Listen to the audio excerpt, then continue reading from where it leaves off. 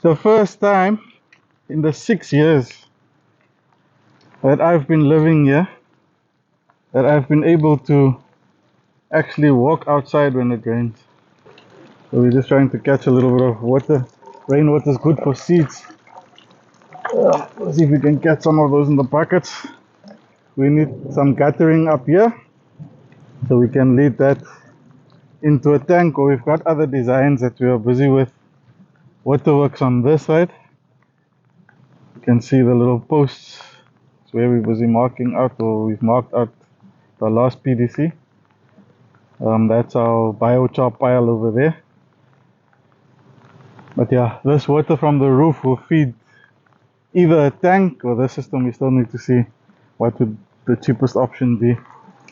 But yeah, I just want to go into the property and see what's happening. It's the first time. The last time we had a little bit of rain, I had to chill in the roof because our roof was leaking, so I was catching water with buckets in the roof.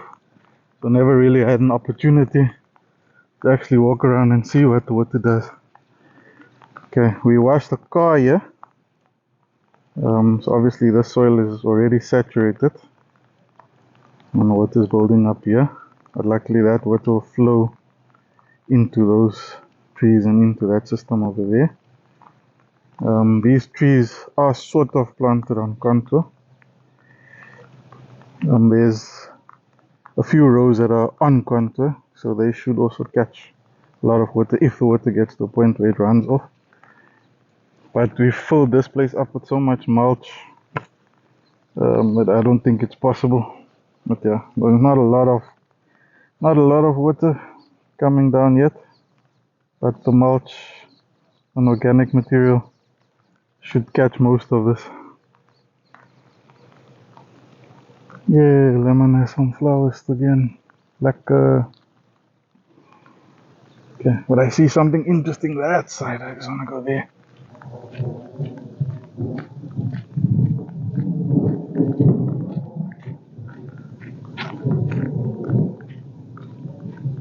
See, that side of the property is basically just a slab. There's a lot of water harvesting opportunities. So I just walked here and see the sand is quite soft here. So this used to be a wash. The water would come from the top. Our original idea is to have our research center over here and then potentially put a barrier dam over there. So yeah, we don't think there'll be a lot of water in here, but when it does rain, this would make quite a nice water feature if the water would dam up over here. And just to show you how much it rained now, quite a bit of rain. It's quite a lot of water. Okay.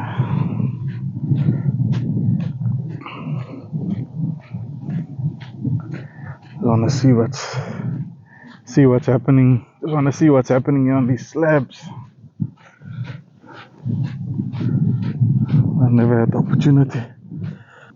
You can see a little stream coming down here. So all this hardware, water doesn't infiltrate at all. Any water that falls on it just runs off. So if we can stop it like this, basically.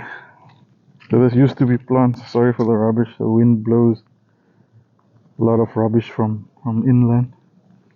So if we can stop the water in spots like these, it will obviously build sediment. As you see, sediment's building up in these areas, and that sediment can then start covering the hardware, resulting in more water staying instead of running away. There's a lot of little water streams forming here. Very interesting.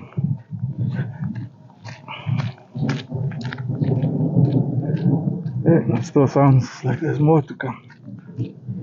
Okay, so this is good. Check here. This is water running.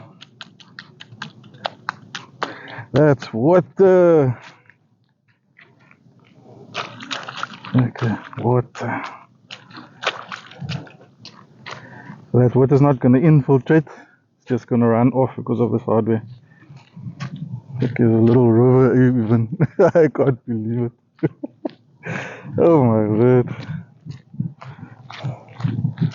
I can't believe this. Inland has been getting a lot of water. My friend Danao, if you guys haven't seen his channel yet, check out his channel. He got a ton of water running through his property and he was able to save millions and millions of liters of water on his place. And that's obviously the permaculture dream, is to save water. But look how fast this water is running, guys. So you see, a small event, it didn't even rain for 20 minutes. Not even 10 minutes, I think. But look at all the water that's coming down here. So this is opportunity to put a pinch point. Oh, there's more water coming. What? So it's opportunity to put a pinch point. If you look at this point here,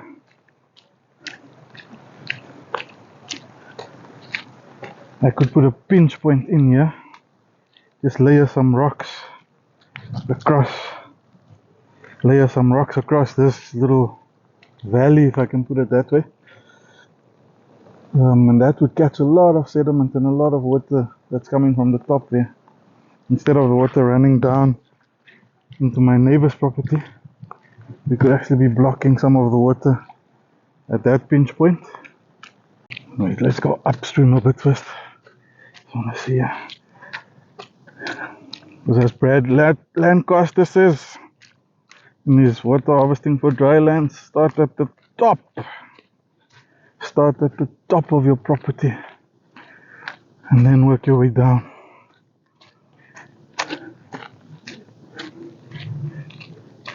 So up here it doesn't seem like a lot of water, but if you can start catching it already at the top. So yeah, we could, across all these little streams, we could put small little,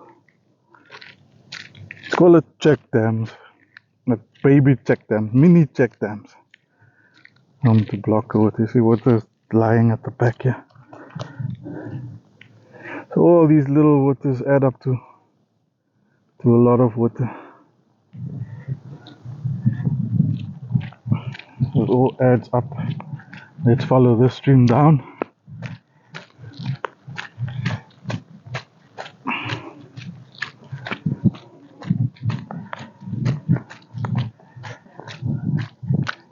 A solid slab, but 100% run off basically. So we need to slow this down and keep it on our property. It's running into our neighbor's place. And obviously, if we slow it down here, our neighbor will actually benefit more from it. Because it will then, instead of everything running away one time, it would trickle slowly into his property, giving him a longer range of water. Yes, Mo! Say lekker Jan! Ah? Kan jy glo?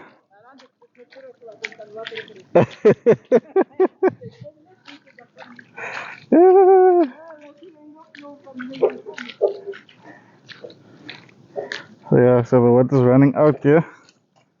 Ons kan hier ook mooi dammetjie bou. Ja, hierso.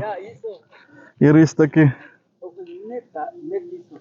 Dan kan julle, dan kry julle mooi stadige water. Yeah. That's Mauro's, my neighbor's worker. Yeah, we keep in touch and keep things going. Look at the water coming through. Nice, man. Lekker, ek stap net, ek wil net bietjie kyk wat maak die water, man. Laat ons plannetjies kan maak. The water's pulling up weer. Ja, as het weer groot reën kry, laat ons nie die water mors nie. Kyk hier, sien jy, ons moet so maak oral by die land. Soos die ding gebou is. You see what happened here? He built a barrier for the dogs so the dogs don't come out under the fence. And this is exactly what we need to do all over the landscape. Build little gabions, and that's what happens. It pulls up water behind the gabion, so it also pulls up the sediment. So look how deep this is, about ankle deep. Ah, kan jy glo? En dit net vir 10 minute gereën. Huh? 10 minute gereën, kyk al die water.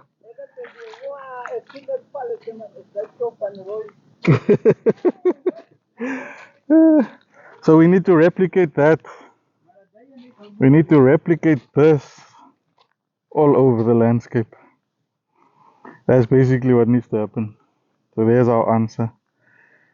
The water still goes through, but it slows down the sediment. There's no sediment running out the back. It's clean water. And what will happen eventually over time, over many years, the sediment will build up and it will become a water storage point, and then the sediment will start overflowing. And then as you go down the landscape, you do the same. And that builds sediment on the landscape, so you can cover this hard slab that we are on.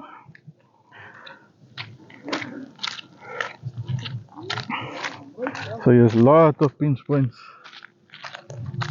En daar zo kan de mens ook mooi dam bouwen. So all these spots.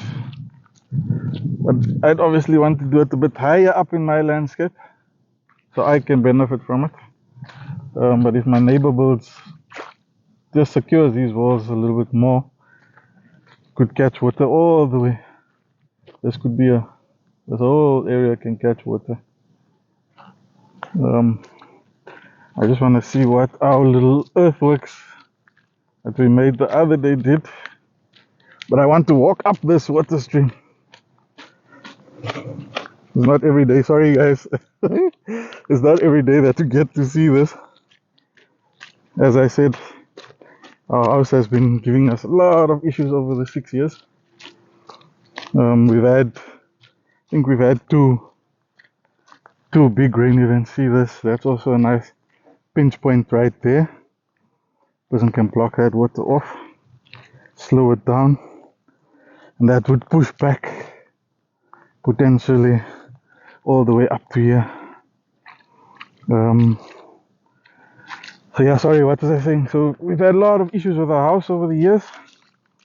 Our roof was installed incorrectly from the get-go, and when we had our first major rain event, I think it was about 2 years into our living here, our roof leaked.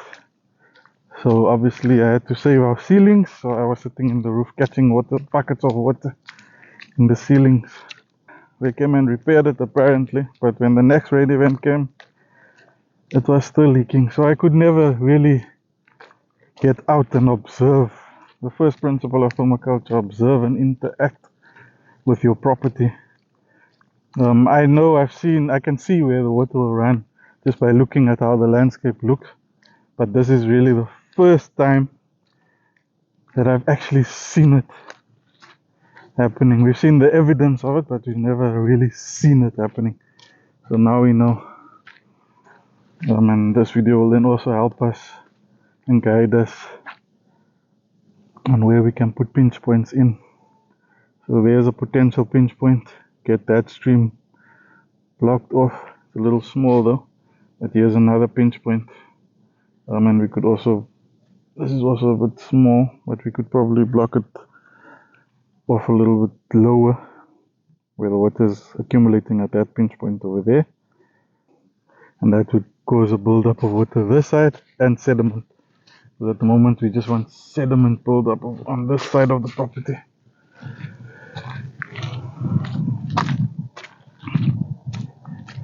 We built a little barrier just out of sand, just to try and catch some water from the fire hydrant when they were busy releasing the air out of the water.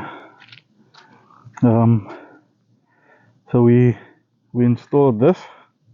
We didn't finish it. We still need to finish it, because if it fills up, it's gonna just wash away. But we obviously want to make it a bit more sturdy, because this will be a main feature in the landscape. It's on the lowest point on our highest boundary, So it's actually at the point of our longest contour, if I can put it that way.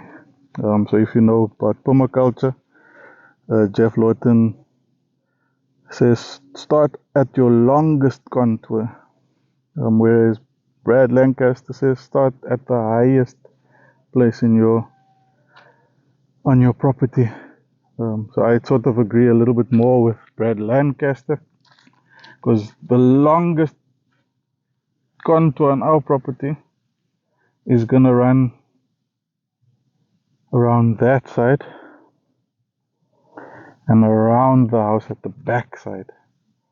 So we won't see any benefit on the house's side of installing a swale, or let's call it a catchment berm, because we can't actually install a swale here because we can't dig a hole, but we can put rocks and stuff to slow down the water on this hardware, and then it gets into soft sand where it will then become a swale. But using the longest contour for us at the moment won't be a major benefit. It will obviously benefit the landscape if we can get that in. So we'll rather start at the top of our landscape and then work our way down. But yeah, at our little barrier, the little bit of water that has come through from that side, there's still a lot of potential water that will be building up behind the road. If you look at this Google Earth map, you can actually see in 2018 how the water built up behind the road there, and it actually washed the road away. So there's a big wash coming through here. So if we could get a swivel pipe in behind the road there with the municipality's permission, go under the road, we could then lead some of that water that builds up that side into here. And this little stream, so this little stream is coming from that side, actually built up a little bit of moisture behind our check dam. So yeah, there's water. So it does work. Obviously not done yet. But yeah, just gives us an indication of what we need to do and what we need to prepare for if the big events come. So quite a lot of water here as well. But yeah, let me just check how it looks behind the road, my neighbor's property. So Charles has a potential here. The road actually already acts as a berm, but obviously he doesn't want the water to build up around his fence posts, and his fence is electrified as well. So he'd want to get that water out, or if I were him, I would barricade that water up at the top there and then put an overflow that can then go under the road and then get caught up in my barrier. So we basically have like two little dams sitting next to the road. So I'll need to talk to him about that, see if we can get something done and speak with the municipality. Because obviously it saves them from the road washing away, but it doesn't happen often, so I'm not sure if they'll allow it. But yeah, if they don't, it's fine. It's road base that they'll need to bring in again, and that would benefit me because it will be sediment that will be washing into my property, and as you can see, we need sediment on this section of the land. So if they don't, it's also fine. We still benefit from them bringing in road base for us then. Okay, I think I'm gonna leave it there. Lekker man.